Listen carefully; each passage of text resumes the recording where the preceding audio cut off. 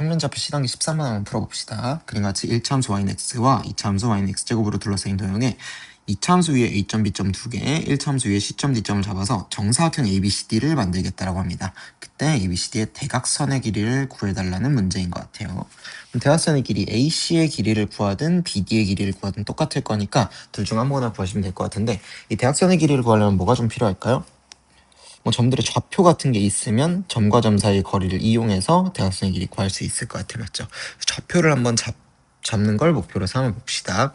근데 미지수를 그냥 막 잡으면 아무리 노력을 해도 C, C제곱, D, D제곱, 그 다음에 여기 2, 2, y는 x 위의 점이니까 f, f 미지수 4개나 쓰이게 되는데 4개나 잡으면 조금 부담스럽단 말이지. 문제가 어려울 거란 말이지. 그래서 미지수 어떻게 줄일 수 있을까라는 생각을 자꾸 해주셔야 돼요. 근데 문제에서 이 그림을 괜히 주는 게 아니거든. 그림을 통해서 여러분이 뭔가 통찰을 해라, 직관을 해라 라는 의미로 그림을 그려주시는 건데요. 뭔가 A랑 C 지금 점 2개 보시면은 A랑 C 뭔가 수평하게 놓여있는 것 같지 않니? 그치? 뭔가 X좌표가 같을 것 같단 말이야. B랑 D 뭔가 높이가 같을 것 같단 말이야. 라고 해서 그냥 같겠지 뭐 하고 푸시면 안 되고요. 같을 것 같지 않나?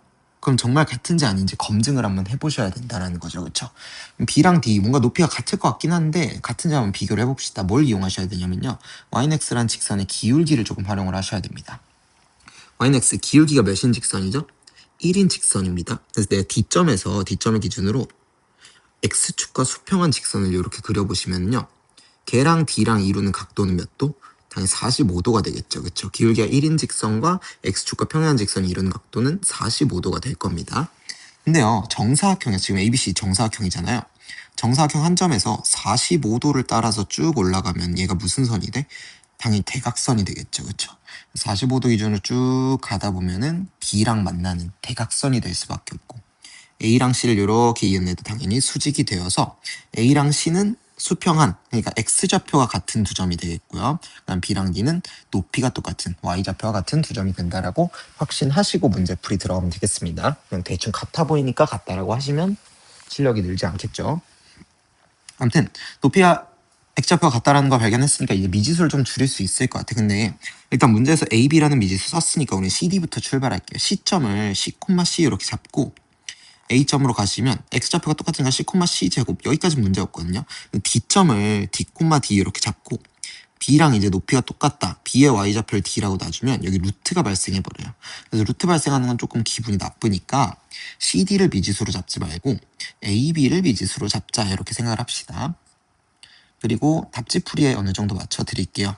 이 A점과 B점에 아무래도 C랑 D라는 미지수는 조금 안 어울리니까 여기에는 알파랑 베타라는 좌표를 조금 써주도록 합시다. 알파, 알파 제곱 이렇게 잡을 수 있는 이유는 A점이 어떤 곡선 위의 점이니까, Y는 X제곱이라는 2차함수 위의 점이니까 알파, 알파 제곱이라고 Y좌표 잡아주시고요. B는 당연히 베타, 베타 제곱 잡으시면 되겠다. 그쵸?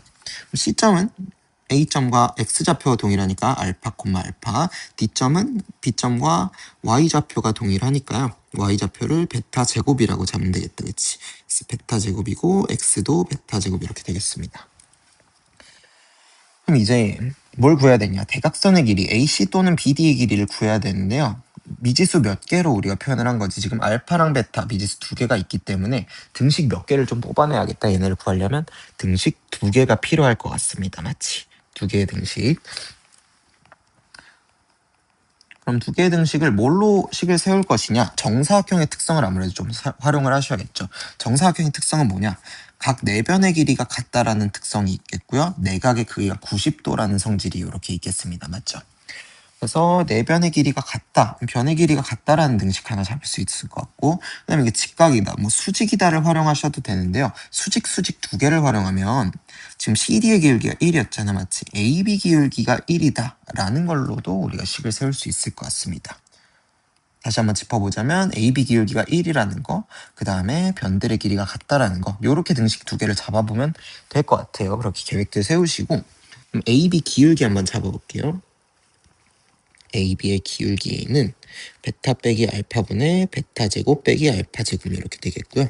그러면 약분 때려주시면 베타 더하기 알파, 얘가 기울기 1이랑 평행이 되셔야 된다라는 거지. 식 하나 나왔습니다. 베타 더하기 알파는 1이구나.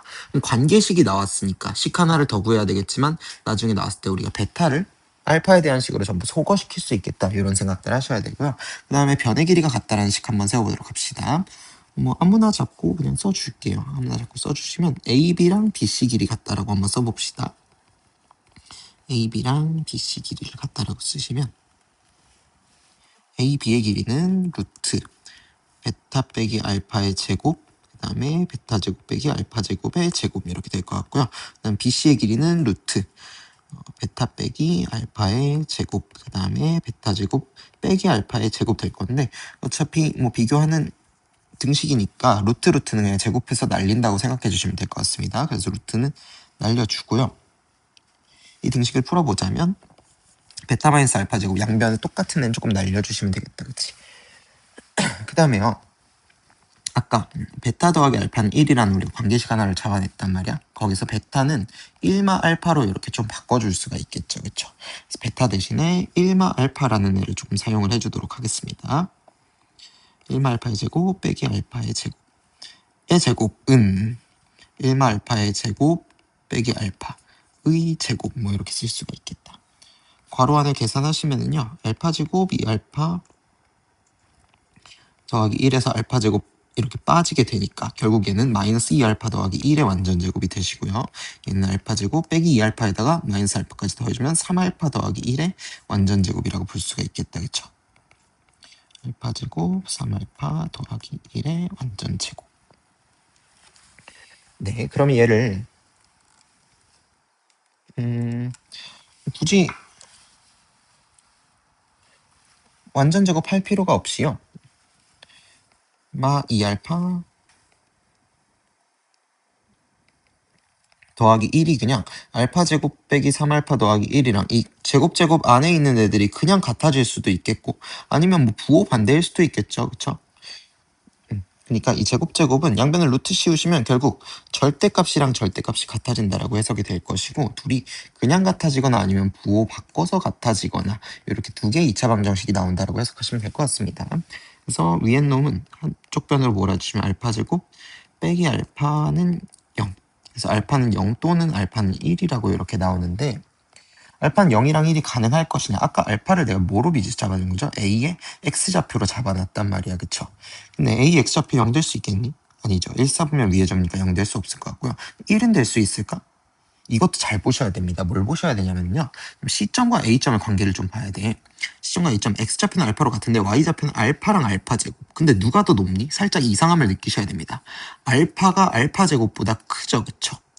반대로 말하면 알파를 제곱한 애가 알파보다 작아져야 돼. 제곱했을 때 더 작아지려면 여기서 뭘 눈치를 채셔야 되느냐? 알파 제곱이 알파보다 작으려면 알파는 0과 1 사이의 양수여야 되는 거구나 라는 걸 좀 눈치채 주셔야 돼요. 오케이. 그래서 알파는 1도 0도 될 수가 없는 상황이죠. 그쵸? 1보다 작은 마치 분수나 소수 형태의 숫자가 나오셔야 됩니다. 밑에 거 풀어보시면 알파 제곱 빼기 5알파 더하기 2는 0 이렇게 나오는데요. 인수분해 안타깝게 안 되고 근해 공식 써보시면 알파는 2분의 5풀마 루트 25 빼기 4, 28 빼주니까 17 이렇게 나올 것 같습니다. 그래서 2분의 5 플러스 루트 17일 수도 있고 2분의 5 마이너스 루트 17일 수도 있는데 아까 내가 말씀드렸듯이 알파는 0과 1 사이의 숫자여야 되거든. 근데 2분의 5 플러스 루트 17은 1보다 훨씬 큰 숫자고요. 이 밑에 있는 애는 0과 1 사이의 분수가 될 겁니다. 그래서 알파는 결국 몇으로 정해지게 된다? 2분의 5 마이너스 루트 17로 이렇게 확정이 되시겠습니다. 괜찮나요? 네. 그러면 이제 마지막으로 계산만 해주시면 되는데 알파도 나왔고 관계식 있으니까 베타도 구할 수가 있겠죠. 대각선의 길이 알파를 구했으니까 알파 이용해서 잡아보도록 하겠습니다. 대각선 AC의 길이는 그냥 얘네 수평이라는 거 알았으니까 Y좌표의 차라고 할 수가 있겠다. 대각선 선분 AC의 길이는요. Y좌표 알파에서 알파 제곱을 뺐네라고 보시면 될 것 같아요. 그쵸? 그러면 뭐 알파 그냥 제곱해서 빼셔도 되고요. 아니면은 제곱하기 귀찮다라는 사람은 그냥 이렇게 공통인수 묶어서 곱셈하셔도 될 것 같습니다. 알파는 2분의 5 빼기 루트 17. 그 다음에 1 빼기 알파는 2분의 2에서 요런 애를 뺀내가 되겠죠. 그쵸? 그래서 2분의 마3 플러스 루트 17이라고 보시면 될 것 같습니다. 얘네 곱해주시면 그럼 4분의 분자 계산을 잘 해주시면은요. 5랑 3 만나서 마15. 그 다음에 루트 17, 루트 17 만나서 마17. 맞죠? 그 다음에 얘네들이 만나서 플러스 3 루트 17. 얘네들이 만나서 플러스 5 루트 17. 총 8 루트 17 이렇게 나오게 되겠습니다. 네, 공간이 좀 부족하네요. 공간이 부족해서 위에다가 계산하면은 4분의 마 32 더하기 8 루트 17 약분 때려주시면 마 8 더하기 2 루트 17 이렇게 나오게 되겠습니다. 마 8 더하기 2 루트 17이 문제에서는 2 루트 a 더하기 b 형태로 정해져 있으니까 a는요 몇이 나오고 17이 나오겠고요. b는 마 8이라고 보시면 되겠다. 그래서 둘이 더하면 답은 9라고 정리하시면 되겠습니다.